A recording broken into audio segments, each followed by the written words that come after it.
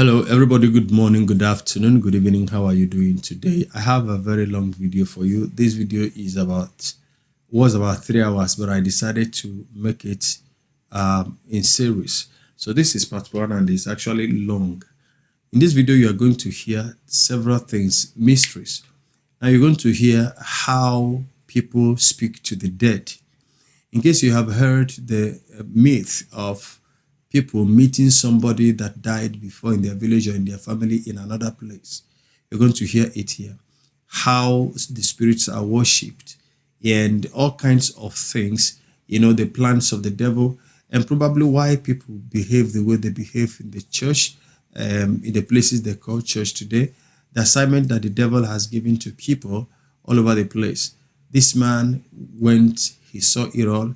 And I'm so glad he's not a black man, because if he was a black man, there may be some kind of stigmatization around the black man, but this is a white person. So I'd like you to be very patient. Watch till the end if you can. It is loaded. Please share the video and like the video. Put down your comment in the comment section, and I will see you in the next video. Till then, from me to you, shalom.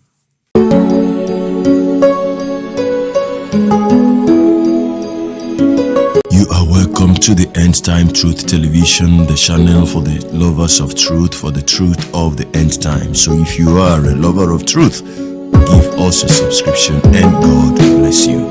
Shalom.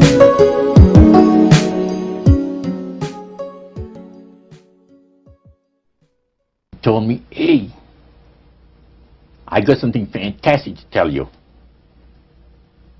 He said, I am affiliated with people that speak with the spirits of the dead. How would you like to talk to the spirit of your dead mother? And I was shocked. I was shocked. He said, you wouldn't be afraid of talking to the spirit of your dead mother, would you? Well, I said, I'll tell you what, I would have to give that some thought, because it's something I never thought about before in my life. Heart Research Center presents A Trip into the Supernatural with best-selling author Roger Morneau. While still a young man in the city of Montreal, Roger Morneau became involved in the worship of demons. In this two-part series, Roger gives us a first-hand account of his harrowing brush with the powers of darkness and ultimately his divine rescue. Also joining him are Cyril and Cynthia Grossi, the very couple who first pointed Roger from the darkness to the light. Conducting this exclusive interview are Dan and Karen Houghton of Heart Research Center. Let's now join the Houghtons and Roger Morneau as we together enter part one of A Trip into the Supernatural.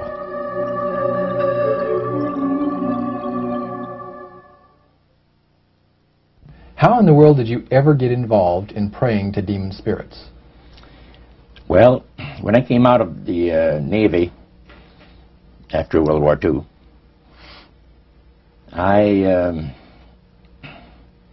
was looking forward to take up a trade in Montreal, Canada. And at that time, I ran across a fellow that had been on a particular ship with me. And he said, hey, Morneau, you're alive. How nice to meet you. He said, let's have a dinner tonight. I said to my boss, can I have the evening off? Because I was the assistant to the Windsor bowling alleys and billiard.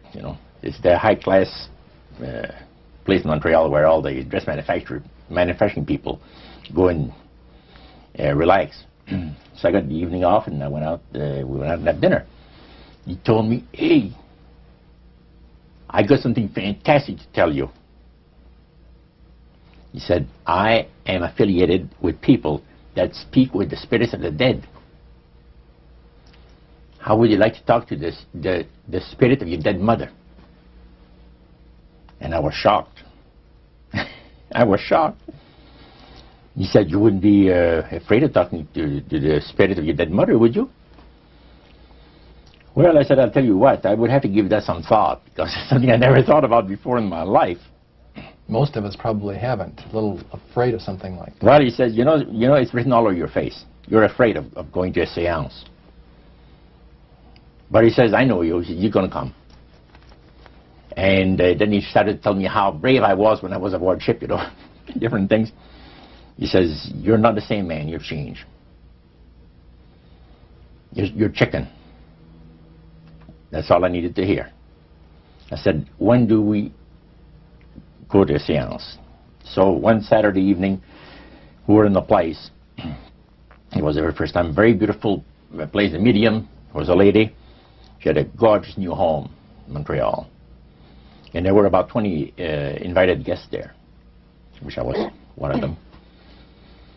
And she communicated with the spirits for different people there, and telling them what the spirit said.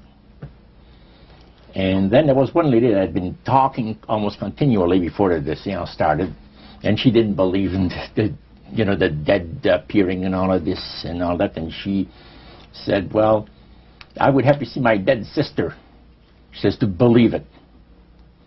So while this the seance was going, one man said, "I would like to talk to my friend that died 6 months ago,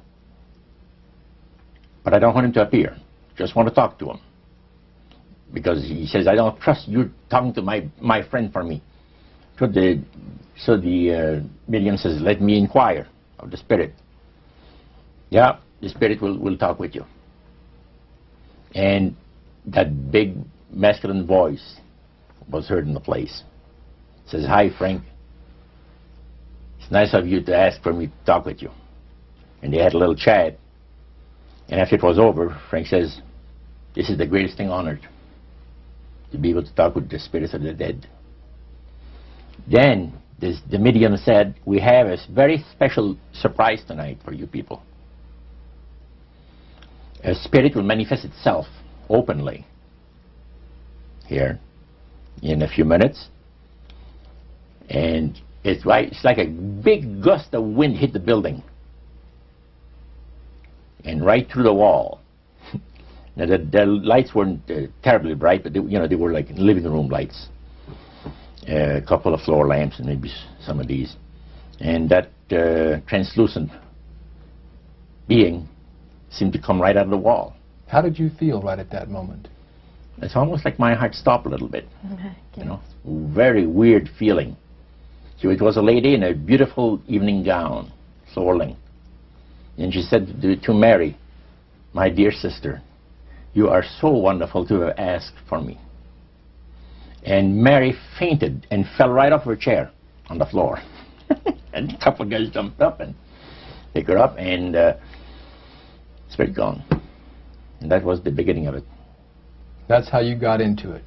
Yeah, that's the way I got into it. After a while, you see, there's something interesting about the human mind. You can adjust an awful lot of stuff. You can adjust to a lot of things that would terrify you to begin with. After a while, they become common and ordinary. So you mean contact with the supernatural can become commonplace and ordinary and doesn't bother anybody? Yeah. In other words, the more that you do it, you're not uncomfortable. That's right. It's just not an uneasy feeling. Yeah. So how did you feel about it? Then I got into a secret society that worshipped the spirits, you see. Well, okay, now how is that different from the seance, Roger? It happens that the seance are not involving in many ways. But when you get into a secret society of spirit worshippers, then, and especially when you're invited there by the direction of the higher-ups in the spirit world, you never get out of there alive. And this is exactly what my friend and I were up against. We didn't know anything about it. And there was a very, very popular big band leader. Jazz musician? Band, yeah. Very famous. He played a lot in Montreal, Canada, Vancouver, the big cities. And one night we went to one of these seances, and he was with his wife. Now the spirits had told him what to do. Spirit told him, there's two of these guys, give the names, and your wife will want to talk, we'll make it so that your wife will want to talk to the medium when you say that you want to go home because you're tired. As soon as you see that these guys are starting to want to leave, then leave with them at the same time. And as you get outdoors, you ask them if they're driving. They'll say, no, they're going to take the tramway a couple blocks away. Well, you invite them to get in your car with you, and that you will take them to a fancy restaurant and treat them to some good food and talk about the merchant navy. And that's what the guy did. And there we were in this plush restaurant, pulled into a little alley, and I can still see it like it was yesterday. Just enough room to pass the car, back alley, that happened to give on a restaurant that was on St. Catherine's Street, which is the main street of Montreal. And that was quite an evening. So Roger, you're at this restaurant. What happened? Well, after we were seated, in entering there, the place was just full, packed tight. But there was a couple of tables against a wall that had a reservation sign on it. And the owner of the place recognized the band leader and came and said, good evening, and you gentlemen want a table. So you're one of the reserve people. So we sat there, and we had our favorite alcoholic beverages, you know. And as we talked, the band leader says, how long have you fellas been involved with sorcery? And he shocked us a little bit, and I said, exactly what do you mean? Well, he said, you know, what you people are doing, talking to the supposed spirits of the dead. He says, this is silly. And this man had been at the seance with you. Yeah, oh yeah. And he's telling you that it's silly what you've just done. Because see, my wife, he says, goes to these seances because she gets comfort and she gets something good out of it, good feeling out of it. And she lives for what the spirits are going to see that the future is going to be like. To me, he says, I can't bother with this stuff. He says, I want power. I go right to the source of power. And he says, how do you think that I became famous the way that I am? Well, I said, you must have had some good luck. Well, he says, there's no such thing as good luck. He says, there's either some power working for you somewhere, or you don't get ahead in this world. Not in my type of occupation.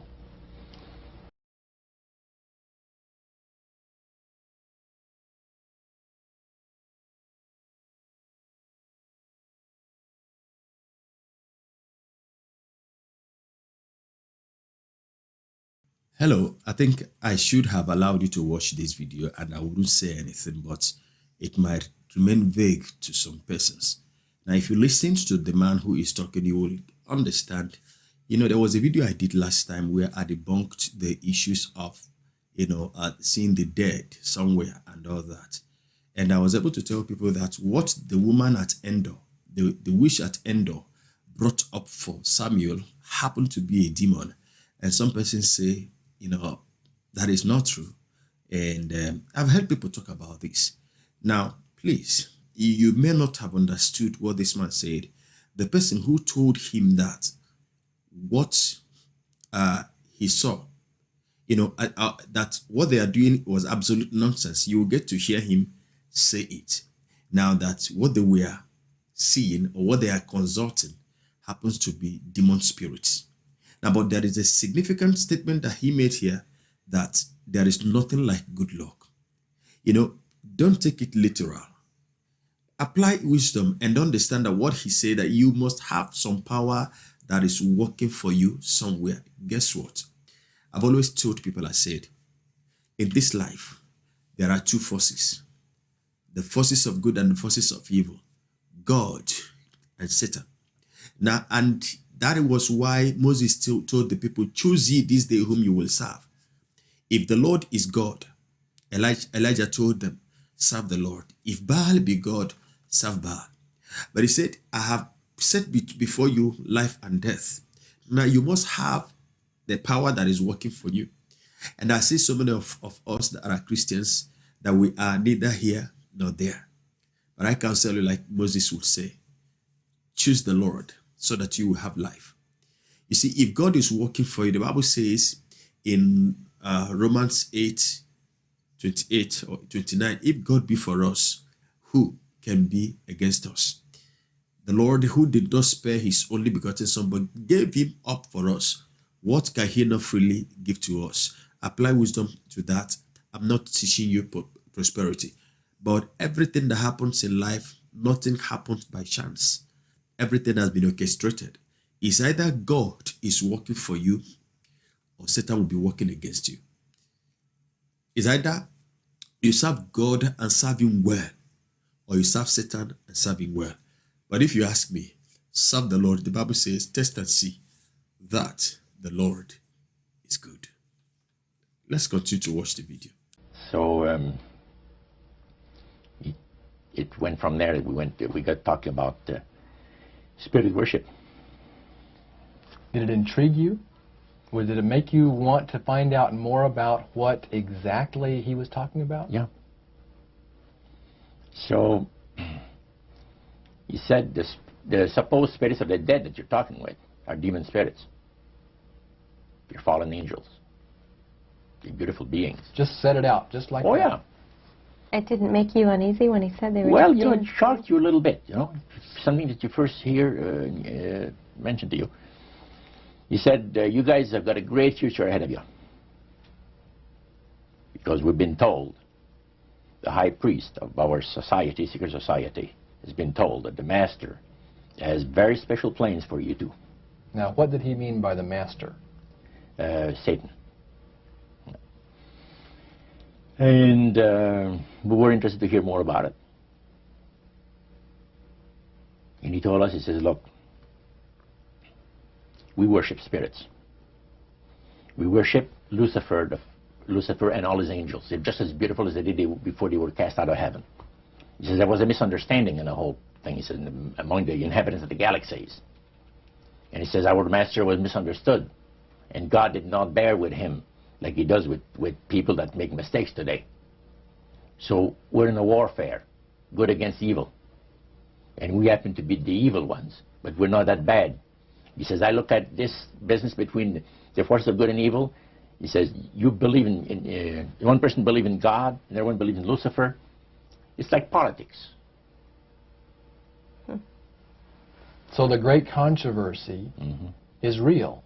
And you've heard someone talk about it that's on the other side. And to these people, they are sold to the fact that Christ will not return to this planet with power and great glory. He's going to abdicate all claims to the planet, because the high priest once said that Christ will abdicate all claims to the planet because he knows that it is lawfully and rightfully Satan's. And at that time, he says, Lucifer, you mentioned Lucifer a lot of times, but he mentioned Satan also. He says, the master, usually they like to talk about the master will resurrect his people from the graves. Now, George is telling you all this, or the high priest? George. Okay, when the evening wound down, and you're putting a cap on all that, you guys had consumed some alcohol. Yeah. And did you feel like that there was kind of a one-shot deal? You didn't know if it ever happened again? What happened after that? He said, no. I said, listen, guys. He said, I like to have you, he says, meet some of our people. What about next week, Wednesday evening? I'll pick you up at your place, and you're invited to one of our services. Services? Like a church service? Yeah, something similar like that. It's a testimonial to the spirits, about how the spirits have blessed your life. See? So, when we left there, I said to myself, this guy is half drunk. I'm not going to hear from him again, But it was true. Wednesday night came, he was there with his big Lincoln, step in, and we went to one of the most beautiful area of Montreal. Now, if you remember the video I did last time when I told you about being deceived first before you are used to deceive others. And that is why, watching this video is giving me a rethink. A lot of these wicked people, or these people we say as occultists, actually they deserve some kind of sympathy, because somehow they are innocently deceived and they are used to deceive others. Now, the devil has told them, Satan has told them, and they have been indoctrinated. They believe that Christ will never return to this earth again. And this, their master, has told them that he will be the one to resurrect everyone that served and worshipped him. And in a way, he was able to manipulate their thinking and make them to believe that God was unfair to the devil, to Satan. And so, getting them on his side, now they have become tools and instruments to fight the side of the good. They admitted that they are the evil people, the evil side. But then the thing is that they have been promised life eternal. Just like our Lord Jesus promised us life eternal, so also the devil is busy deceiving people. Now, you may not find it difficult again to understand why is it that somebody will openly declare allegiance for Satan. And you see them worshipping, demons in the broad daylight. Is deception.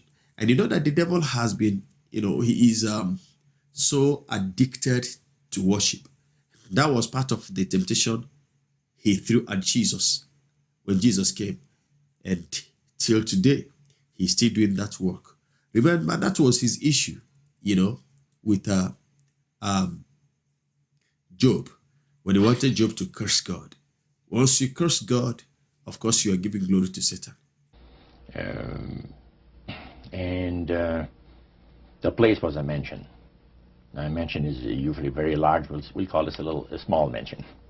It was beautiful. Most beautiful place. Yeah. Roger, your friend George took you and Roland to this mansion where people worshipped the demons.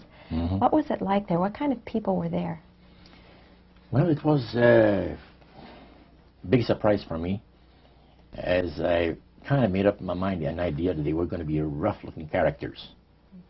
But as we entered the place, I was amazed to see that they were all very well-dressed, well-mannered, and that a lot of the people, as we were being introduced to people, were professionals, doctors, attorneys, a lot of business people. And see what they had a praise session to the gods, which is the spirit counselors, which are in charge of legions of spirits, of demon spirits. And they talk about what the Lord of their lives has done for them, because they call on particular spirits, like the god Nehushtan, which you read in 2 King about. The Israelites worshipped the golden serpent that Moses had made. Mm-hmm. Well, behind the spirit worship, behind that, they were worshipping the serpent. They were actually worshipping this spirit Nehushtan. And the same spirit Nehushtan is, the priest was telling us, that the medical doctor that was telling us how he was making operations that had never been made before, because people had to be awake, have no feeling.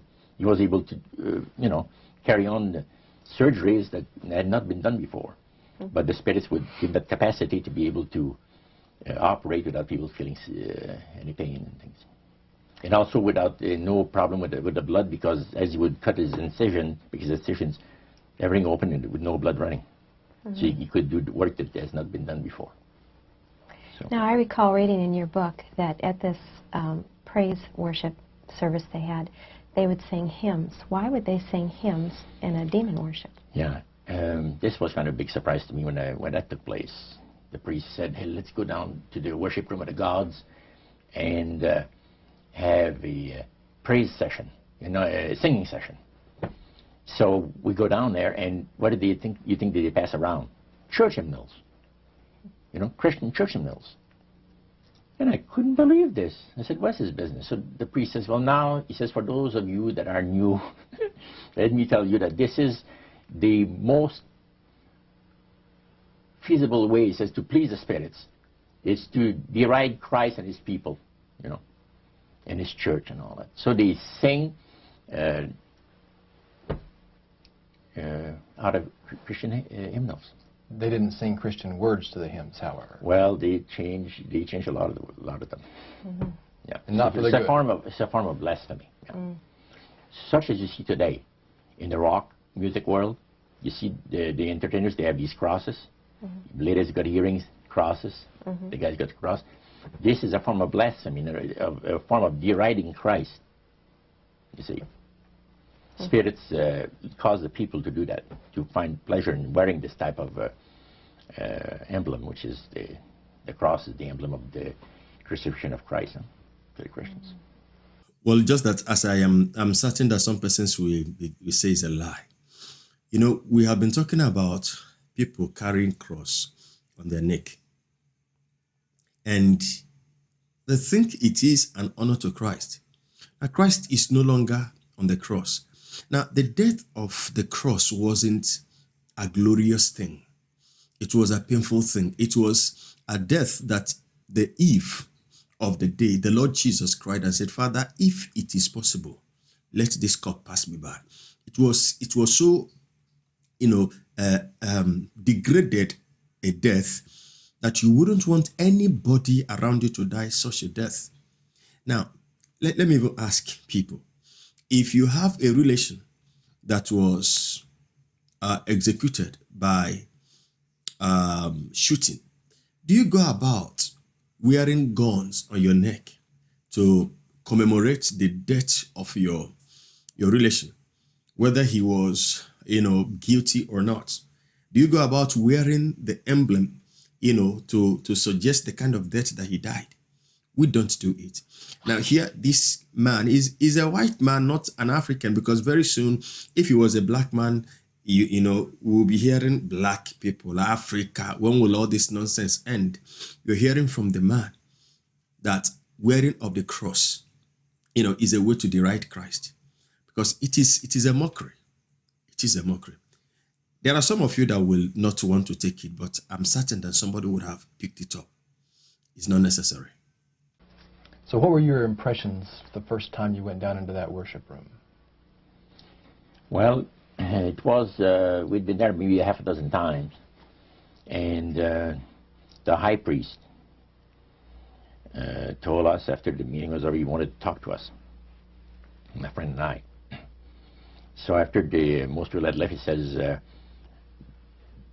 the master of my life has revealed to me that it is time for you people to become acquainted with the worship room of the gods. Well, we started to move toward a beautiful grand staircase. Beautiful. The banister was huge. It was massive, and the wrought iron work that they had done in it was super. The beautiful decorations on the walls, the chandelier on the first landing. See, that was the first landing. You go down about 8 or 10 steps, and then you had the first landing. It was huge and beautiful. The light arrangement was the nicest I had ever seen in my life. When we got into this sanctuary area, it wasn't very brightly lit, but everything was magnified. The beauty of certain things, like a lot of the things were gold-plated or gold trims. See, the little altars where they had the spirits that had materialized. They photographed them, and then they had paintings made of them. And there was probably about maybe 100 of those around the place. Sort of like a shrine. Yeah, and underneath there was a little altar where you have incense and things that they would use in their prayer sessions and things like that, devotions to certain spirits. And some of the objects in there, the priest said, were solid gold. It was a unique experience to see that. So how did you feel when you walked into that room? I felt that these people had power, and they had a lot of it. Did that attract you? Yes and no. You had mixed feelings about it? I had mixed feelings about it, yeah. Because to a certain extent, things looked so good and sounded so good to us. But you see, I'd been brought up in a Christian home where my parents had told us we were 8 children in the family, and especially the older ones, my dad says, well, if you get involved in wrongdoing, you're going to have to pay the price. There's always a cost for everything in this world. So this thought kept creeping to my mind. Just how far you go with these spirits before we start paying the price. See? So it made you just a little bit nervous. Oh, yes. But yet you kept going back. Oh, there was no way out. Because that's what we're told. You knew at that time. Yeah. So you were moving forward more on fear. More on fear, yes. Because the high priest said that the master had special plans for us in our lives. And that no one ever went into the society unless they were invited by the spirits. See, so that was made very clear. And he also expressed to us the danger, explained to us the danger of going against the will of the spirits. And he mentioned about this one man and his wife that live in a fireproof building in Montreal. The place burned right down with him in it. He was one of their members that had decided that, well, he wanted to think things over. He was not going to get initiated at a time that the spirit said he would like him to be initiated into the society. So in reality, Roger, you were chosen by high-powered demon spirits to be a part of their human, special, privileged group. You see, these people in Montreal, the society, like the priest mentioned, there's thousands of spirit worshippers in only different societies of spirit worshippers in this world. But he says we are the elite. We know the real truth about the master and his angels. And they're not hideous-looking beings. They are gorgeous creatures. And from the paintings that they had on the wall of the walls of that worship room, they were unique beings. Especially there was a painting full size, full-length painting of the fallen Lucifer above his altar. And that was very fascinating, because he looked like a man of great intellect, high forehead, the way that he looked with his eyes, the way he had the eyes looking. It gave you a depth of perception of somebody that is very, very knowledgeable and powerful, yeah. So Roger, this high priest that you talked about, he is the one that ushered you down into the worship room. Was he also the one that led out in the praise sessions that you talked about? Yes, and he had an assistant also, another priest. Okay. Now, when you would go to these praise sessions, what kinds of things happened at those sessions? Well, there's a lot of success stories. Positive mental attitude kinds of things? Well, yes, a lot of success stories. The masters has done this for me and that for me. I remember one lumber dealer, he had like half a dozen different operations in the province of Quebec, and everything that he touched seemed to turn to money. You know? And he was telling about it. And then there's this other person that was a clairvoyant that would work only for the wealthy people, only for the super wealthy. He says, I have the know-how, they have the means, let them pay. So he advised in business transactions. They would come to him and say, listen, I look at this deal that I might get, you know, this factory or whatever it is, like, because this person was interested in industrial real estate, see. And he would talk to the spirit, and then the spirit was audible to him. See, you could hear the spirit talk to him, but the man did not hear. So the spirit was telling the clairvoyant what, well, he called himself an astrologer, reading the moons and the stars, and, you know. Now, what was the term you used for his title, this man? Clairvoyant. Clairvoyant. Oh, clairvoyant. Clairvoyant. Okay. Yes, and it was interesting. This person stood up and says, I had a nice little experience last week. And he says, the master, he says, they take care of you. This lady and her husband brought him, to this astrologer, a bundle of money. They said, this is the deal that you... And he works at only on percentages. Only on percentages. He doesn't work for set amounts of money. Only percentages of what the people are going to make. So he said, they brought me a substantial amount of money. And they were very happy with it, and I thought it was very reasonable. But then my guide spirit, says, ask them when they're going to give you the other $1,700 that is really yours. And he says to the folks, I would like to know now, before we leave here, when will you have the $1,700 to give me? That makes up my part of, rightful part of the deal. The wife fainted, and the husband says, we'll have the money for you within 24 hours. So that was this type of priest. So he was thanking the demons for helping him to know that. Oh, yeah. Mm-hmm. Even spirits. So when next it got done on you that is like you've done everything you are supposed to do, you're not lazying about, and not that you are a failure, but you look around and it's like some of your mates are ahead of you, and you don't know this your mates to be in Christ, and somehow you envy them, and in one way or the other they want to actually, if you're ready, we can teach you, we can show you the way. Hey, before you accept that way they want to profile to you, be sure that you know what you're doing, because you may end up being a spirit worshiper. Yeah. At what point did this demon worship start to affect you personally, Roger? Well, it wasn't too long that the priest mentioned to us that the time had arrived for us to start trusting the spirits and give the spirits a chance to work for us. And there was a number of gifts that you could choose from, you see. And I used to play the horses, some. Not knowledgeable at all. I used to go to those bookies, play the horse every so often. But I said, hey, I would like to be able to, for the spirit to instruct me on the numbers and the name of the horses that's going to win, at Belmont or some other racetracks like that, make myself a little money. So the priest says, it'll be given you.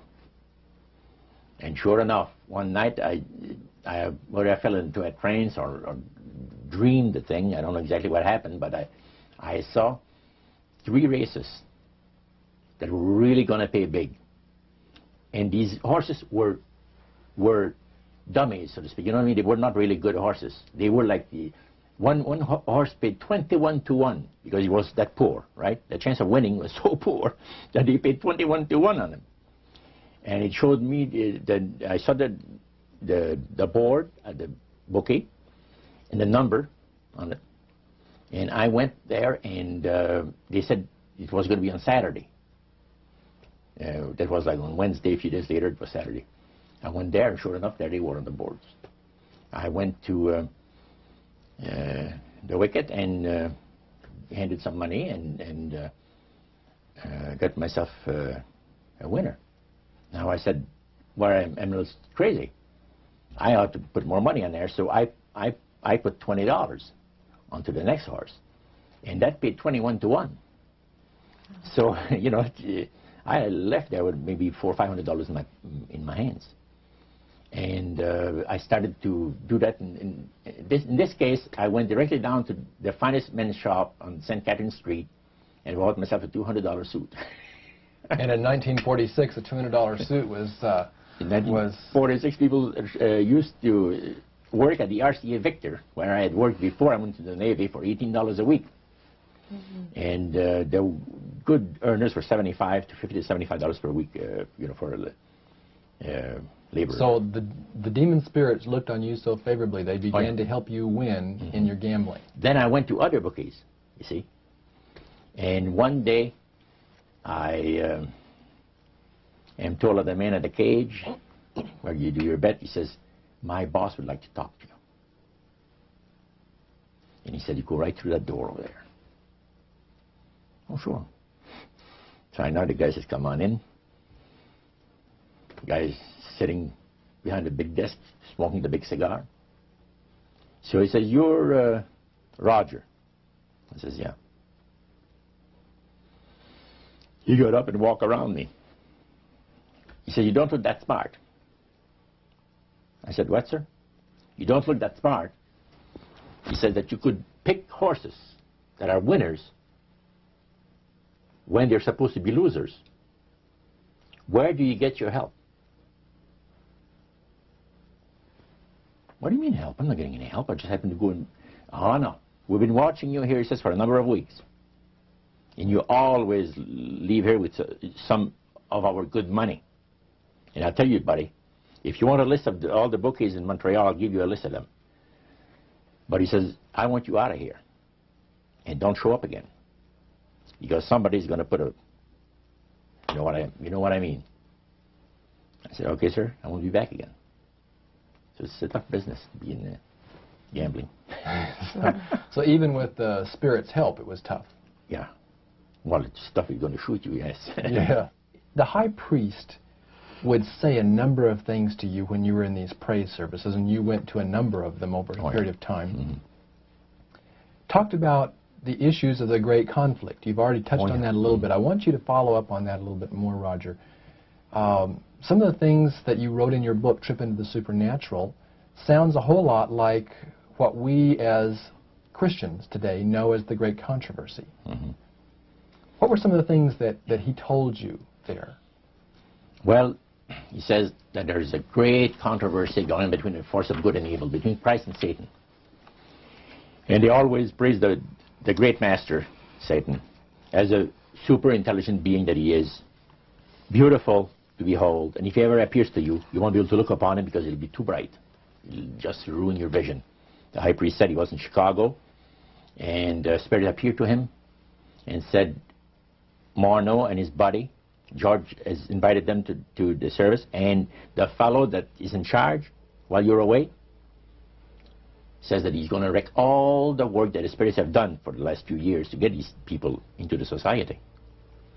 So the high priest, which is in Chicago, picks up the phone and calls, and the Spirit appeared to him, and he said it was the Spirit, the angel was so bright that he could not look upon him.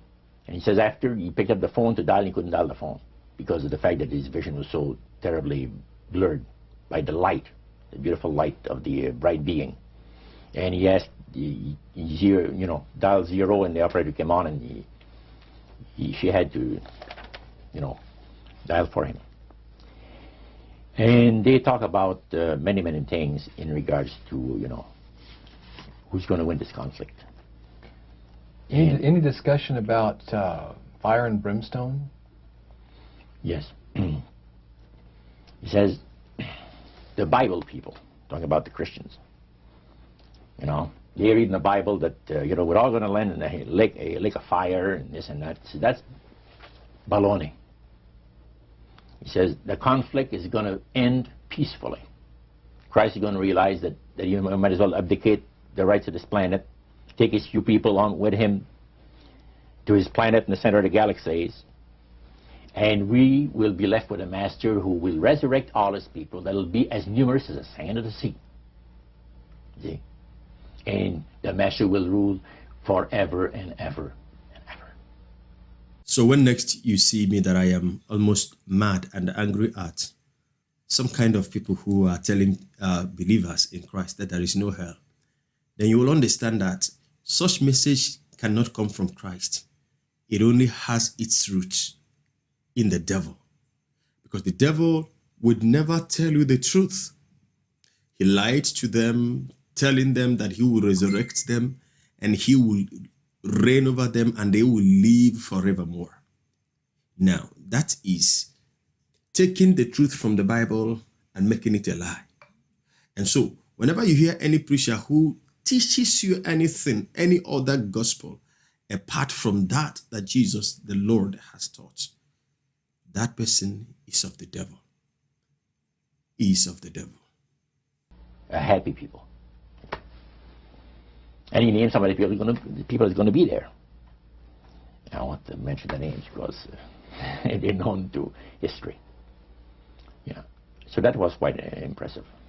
Did you always feel, Roger, that these people were telling the truth? Oh yes, yeah. Yeah, they really had things down straight. But I was not satisfied with the answers.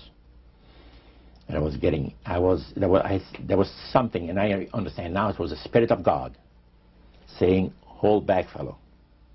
Hold back. And the priest had talked about us thinking seriously about being initiated into the their cult. Right. So they let you come to sort of take a look-see, Yeah. but you can't go back for several months. Oh yeah, it's not a matter of whether you're going to be initiated or not. It's when. When. Okay. You see? So they begin to press you for a commitment. So the priest said, look, fellas, I'm not going to pressure you into anything, okay? But I want to show you what the spirits can do for a devoted servant. We went downstairs, not through the staircase that I talked for the worship room of the gods, but at the other end of the building, went downstairs. And a number of times I'd gone there to the men's room and I heard these typewriters clicking like the dickens. Man, it's going. I said, why do we have a lot of people typing in there, in that room? Well, we went there that evening and he knocked and the man says, come on in. And there was all those typewriters moving along by themselves, typing at the speed that I'd never seen before. And not only that, the high priest says, I want to show you something clever. So he says, follow me. So we went around the table. There was like 2 long tables, and they had about 10 typewriters. And he says, now notice that the typewriter types to the right, then doesn't go back. It types back to the left. Isn't that something? I had never heard of things like that before. He said the spirits are doing the work. And he introduced us to the man. And the man is a lawyer. And he said, how much money did you make last year? Oh, he says, send the 6 figures.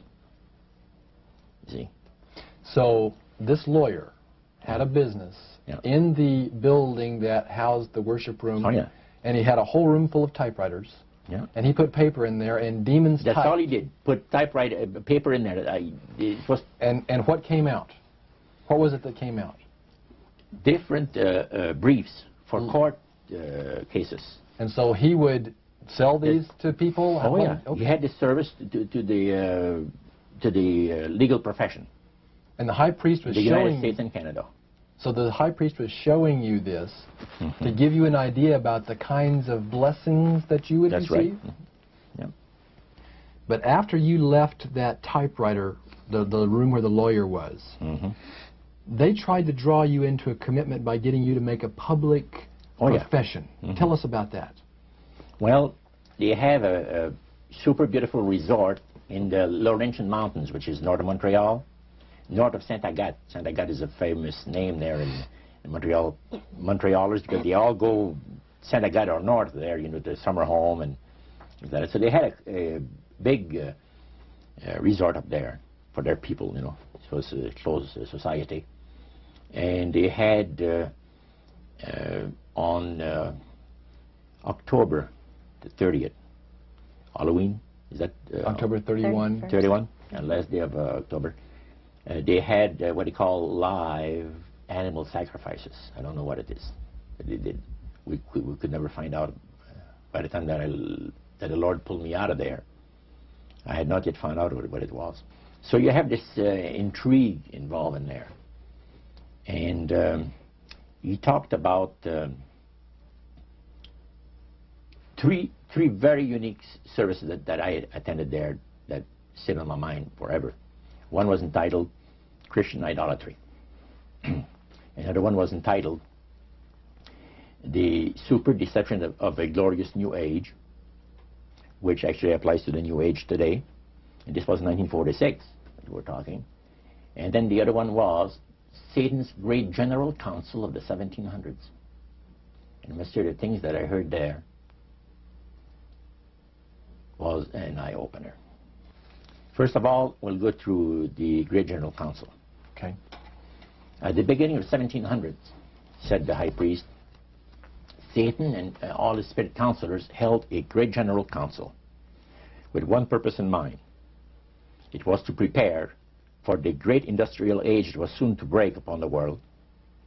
And Lucifer also foresaw another age that was to follow that, where tremendous scientific discoveries would be made by people, and we would enter a unique age that would change the way that everybody lives.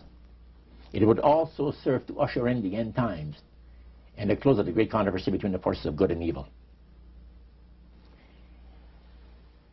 And the priest said that Lucifer had been studying the Bible. And he found in Daniel 12:4, where we are told about the time of the end, many shall run to and fro, knowledge shall be increased. Mm-hmm. He understood it to be that we're getting to that point.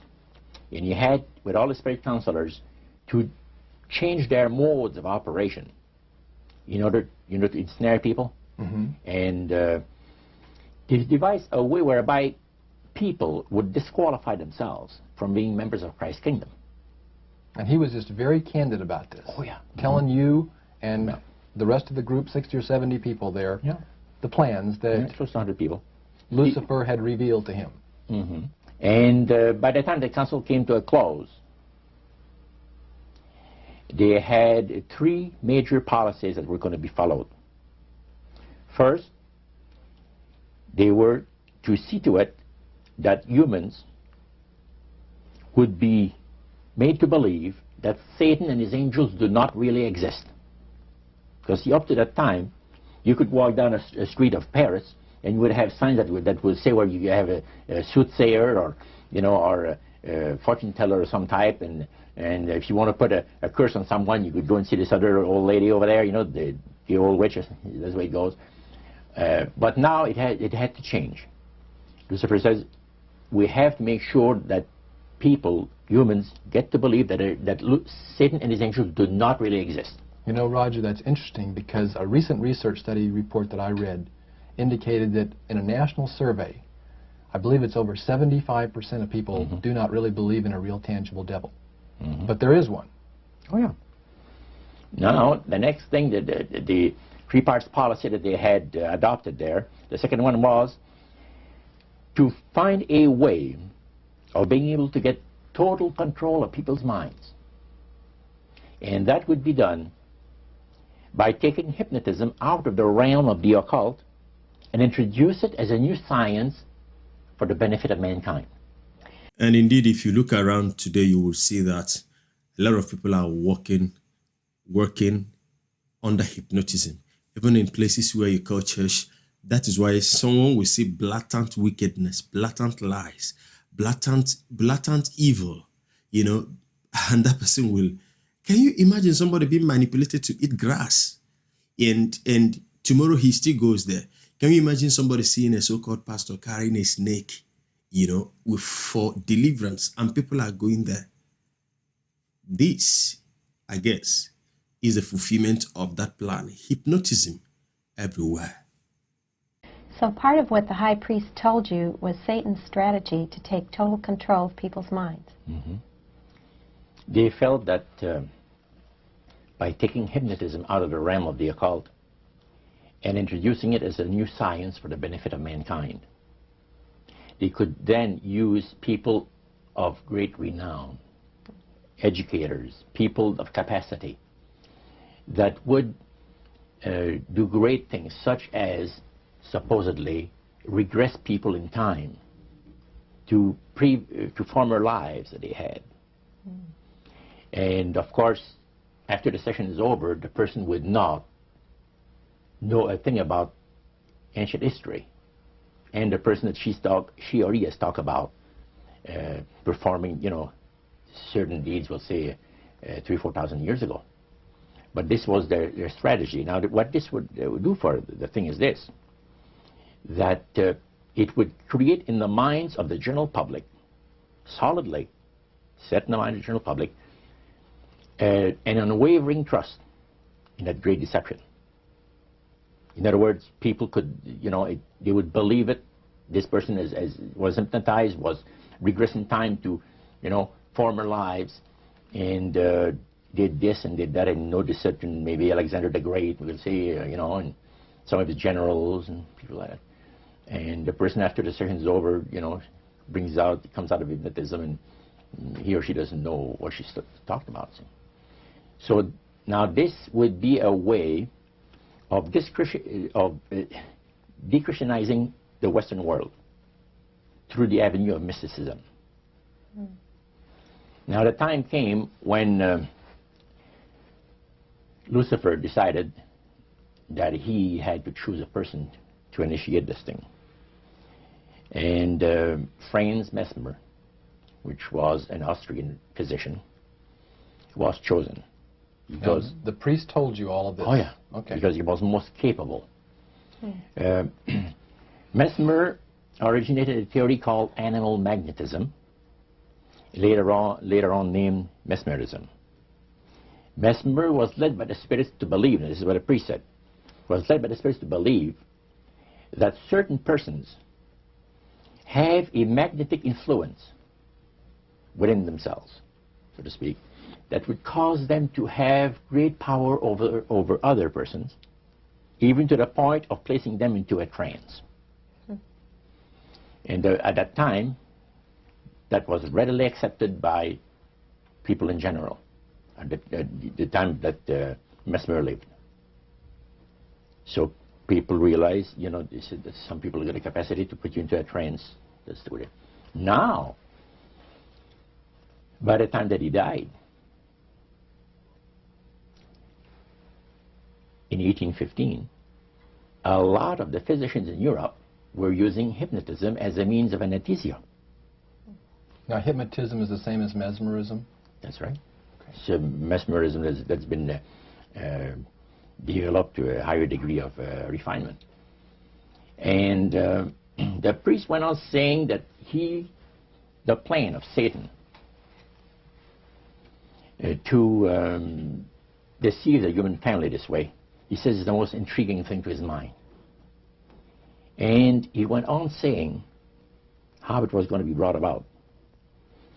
He said that a fellow by the name of Darwin and another fellow by the name of Thomas Henry Huxley would be used by the spirits because in their childhood they had been hypnotized by medical doctors. And they figured that they would be real good subjects to lead the people into this belief that they had, that Satan wanted to bring into people's lives. Now, what were those 3 points again, Roger? The 3 things were, number 1, that they did not want Satan did not want the human family to think that he or his angels existed. Right. The second point that you made had to do with taking control of people's minds. That's right. The third point was what? Was to destroy the Bible without burning it. Okay. See? And what was his strategy on that? On that, it was very interesting. Because after the Great General Council, it was decided that Satan would tutor Charles Darwin personally in setting up the principles of his theories of evolution. He was tutored by Lucifer himself, fallen Lucifer. And at that time, it was understood, Satan and his spirit counselors understood, that if a person was led to believe in the theory of evolution, it would, in his life, destroy completely the creation week of the Bible, the fall of man, and the plan of redemption. It would do away with it. In one fell swoop. Yeah. Now, he made a unique statement. He said that according to the spirits, anyone that teaches a theory of evolution is considered to be a minister of a great religious system.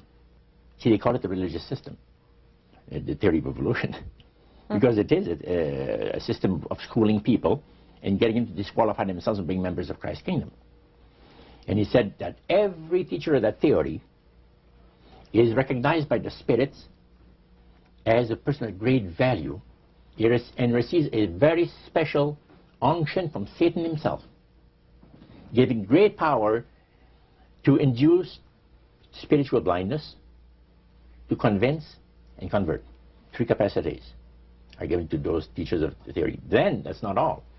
The priest says that Satan considers the teachers of the theory of evolution to be so valuable to him that in the sight of all the inhabitants of the galaxies, he assigns a retinue of bright, beautiful angels to follow that educator all the remainder of his life. And that in the sight of the inhabitants of the galaxies is the greatest honor that he can bestow upon his workers, upon mankind, and to, you know, until the controversy is finished. That was quite enlightening. Now, the high priest was talking just sort of like a preacher would talk up front. Was he enthusiastic? Did he have a, did he seem like he had bought into this and was excited about it? Oh yeah, he believed it 100%, no question about it, everything. Why would he be so excited about spirits trying to deceive human beings? Because obviously out of this council of the 1700s, deception was a major part of the strategy. Why? Well, he says it's deception. It's like politics. You know, you believe in one candidate, the other person believes in the other candidate, and they're fighting to get you know, the position, and it's just a matter of who's going to be the smartest. And with Lucifer, the fallen cherubim, he's very smart. He's going to win, and Christ's going to abdicate the rights of the planet. He's going to resurrect his people, have established his kingdom that lasts for ever and ever. God won't be able to destroy him because it would be against God's, the Creator's nature to destroy Lucifer in the fire. Beside that, he said, spirits now, even spirits, have the capacity now to outlive fire.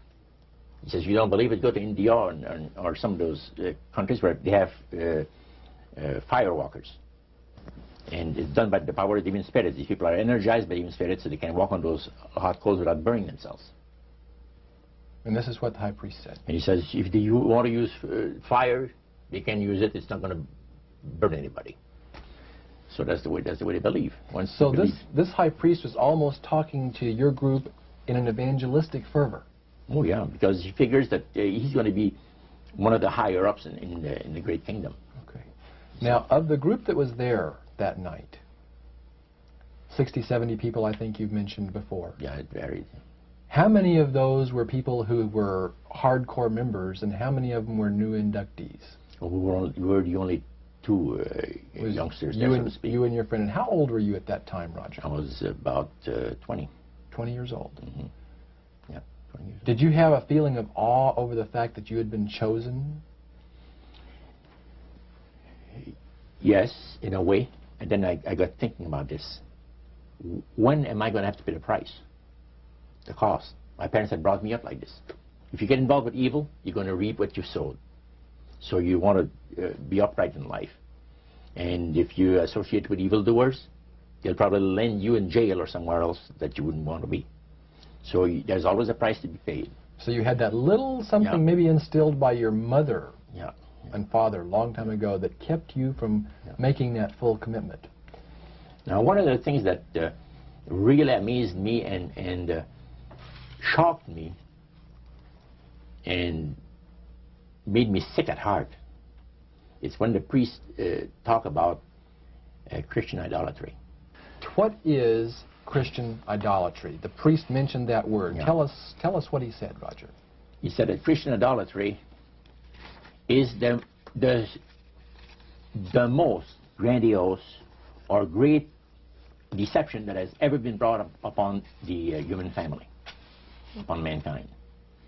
And he says, and he boasted, that demon spirits are continually defiling Christian churches through the avenue of necromancy by using a form of spirit worship that involves hundreds of millions of Christians into idolatry without their being aware of it.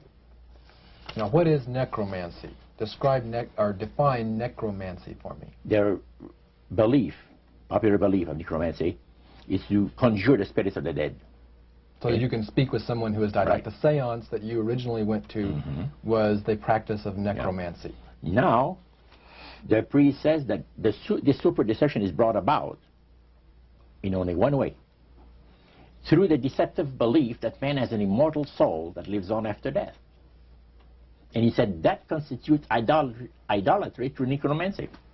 So he says there are hundreds of millions of Christians that are practicing idolatry while they think they're glorifying God. See? Because they believe that the soul is immortal. Yeah.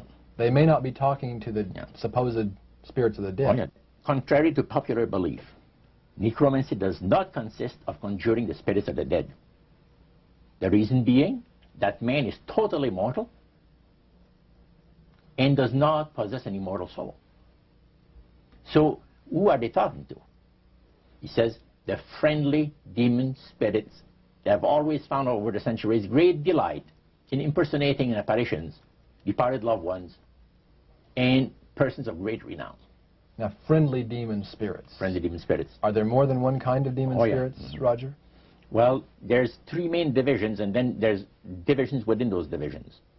You have the friendly demon spirits that seem to have their finesse and their refinement, and they're not upset about what happened when they were thrown out of heaven, from what I gather. Then you have the warriors. They like to bring misery and destruction in the lives of people. Then you have the oppressors. And the oppressors are the real wicked spirits that hate God with all of their, the Creator with all of their might, you know. So he went on explaining. He says, now, necromancy is in reality a belief, a religious belief. People believe that the dead have entered into a higher state of existence than they had when they were alive. Also that they are in a position and have the capacity to help the living here on earth. See? Then he said, he says, this is where things get really interesting. He said, according to the great master, a person does not have to supposedly call upon the spirits of the dead to receive help, you see, to be involved in necromancy. All he needs to do is to believe in life after death. Because he said, necromancy is the belief that man is human, as a human being, has an immortal soul. So anybody that believes that man has an immortal soul is involved in necromancy. It's that simple. That's the way he explained it. Yeah. So how does that constitute idolatry? By people believing that they are either talking to the saints, you see, the spirits of the dead saints, or a dead relative, or a dead person of some type. And you take, for instance, like Loretta Lynn. She says on national television, and I have the data on it, that I heard it myself. She said that she was made successful in her singing career by a dear friend of hers that was the same age as she, and died when she was 18 years of age. And Loretta was trying to get into the singing world, you know, but she says, I had no success at all. Until one night I was sitting in bed reading a book. And she says, who walks right through the wall with my friend, the spirit of my friend? And she says, Loretta, I'm going to make you a very famous person in singing Western country music, and I will be with you all the time. Trust me. And she says, she had a big concert once, and she was coming down with this bad cold. And she thought that her voice was going to give. She talked to her spirit and felt that she was going to be helped. And she got on the stage and she started to sing, and right in the middle of where she really needed the power, no power at all. And her spirit friend tapped her on the shoulder and started to sing for her. She said her voice went through me, the power. See? And you saw this in a television documentary? Yeah. This was, I believe, 1976 it took place. Now, the priest explained that when people believe in this business, they are actually opening themselves to be completely deceived by demon spirits, because it gives the demon spirits an opportunity to impersonate the dead, see, and for people to believe their lies. And the priest says that thrills first of all, it says it brings the great master the respect and the reverence that is due to his great name. And it makes all the other spirits exceedingly happy, because they are the ones that have worked to lead people to believe in life after death. See? And they rejoice also. And that's the extent of what Christian idolatry is all about.